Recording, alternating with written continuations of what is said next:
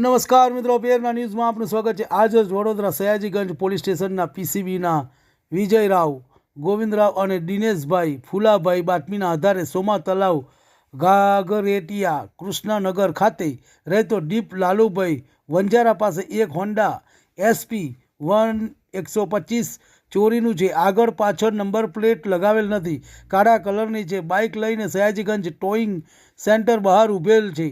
કાળા સફેદ કલરનો ચેક શર્ટ તથા બ્લુ કલરનો પેન્ટ પહેરેલ છે। માહિતીવાળી જગ્યાએ ચોરી કરેલ વાહન સાથે ઝડપી પાડી કાયદેસરની કાર્યવાહી કરી વધુ તપાસ હાથ ધરી છે। આરોપી પાસેથી એક મોટરસાઇકલ કિંમત 40,000 અને એક મોબાઈલ ફોનની કિંમત 10,000 ને રોકડા 800 કુલ મુદ્દામાલ આરોપી સાથે 50,800 સાથે આરોપીની ધરપકડ કરવામાં આવી છે અને આગળની કાયદેસરની કાર્યવાહી કરી છે। તમને અમારા સમાચાર પસંદ આવ્યા હોય તો લાઇક, શેર, બેલ આઇકોન અને સબસ્ક્રાઈબ કરો।